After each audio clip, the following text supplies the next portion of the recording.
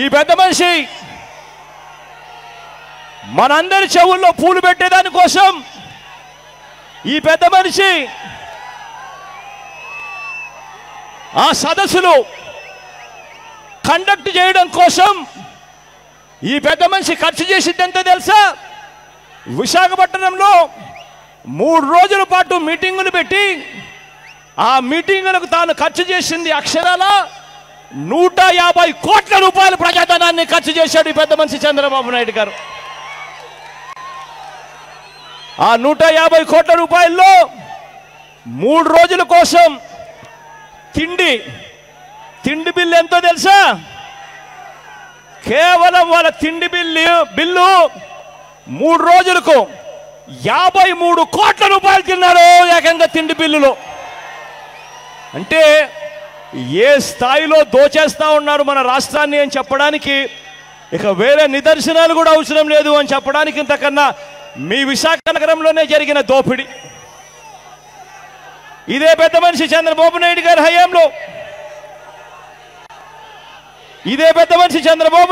హయాంలో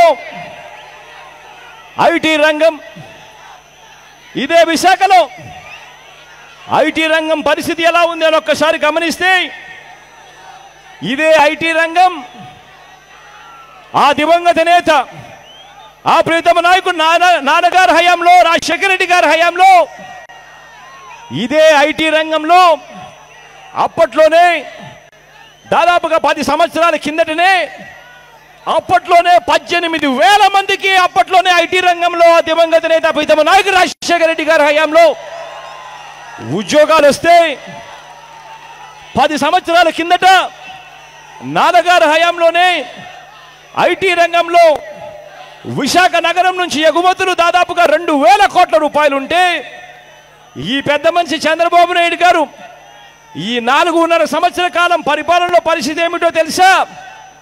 18,000 ఉద్యోగాలు నాన్నగారి హయాంలోనే వచ్చినవి, ఐటీ రంగంలో ఉన్నవి పెరగాల్సింది పోయి ఆ 18,000 ఉద్యోగాలు ఏకంగా తగ్గి 16,000కు పడిపోయిన పరిస్థితి కనిపిస్తుంది ఇదే విశాఖ నగరంలో. ఐటీ ఎక్స్పోర్ట్స్ నాన్నగారి హయాంలో 10 సంవత్సరాల కిందట 2,000 కోట్ల రూపాయలు ఉంటే ఈరోజు 10 సంవత్సరాల తర్వాత అవి పెరగాల్సింది పోయి ఈ 4.5 సంవత్సరాల చంద్రబాబు నాయుడు గారి హయాంలో ఆ ఐటీ ఎక్స్పోర్ట్స్ ఏకంగా తగ్గిపోయి 1,145 కోట్ల రూపాయలకు పడిపోయిన పరిస్థితి కనిపిస్తుంది ఈ పెద్ద మనిషి చంద్రబాబు నాయుడు గారి హయాంలో. ఇదే విశాఖ నగరంలో ఆ విప్రో బిల్డింగ్ కనిపిస్తుంది. ఆ విప్రో బిల్డింగ్ చూస్తే 5,000 మందికి ఉద్యోగాలు ఇవ్వడానికి ఆ బిల్డింగ్ కట్టిన పరిస్థితి.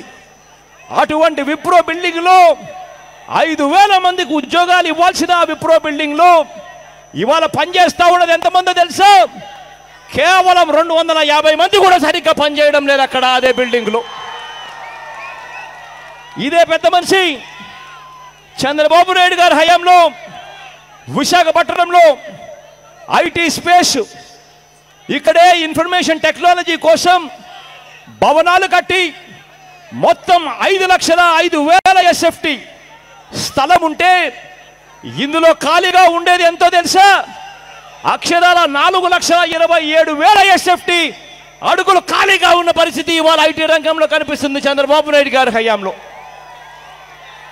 ఈ పెద్ద మనిషి చంద్రబాబు నాయుడు గారి హయాంలో ఇంతటి దారుణంగా ఐటీ రంగం ఉంటే ఈ పెద్ద మనిషి ఏమంటాడు?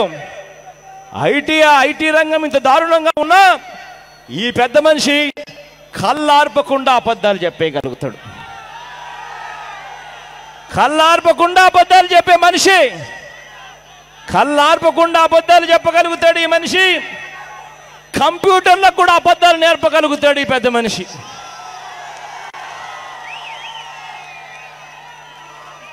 ఏంటండి వీడియో నచ్చిందా?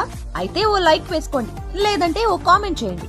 ఎప్పటికప్పుడు మా వీడియోస్ చూడాలంటే సబ్స్క్రైబ్ చేసుకోండి.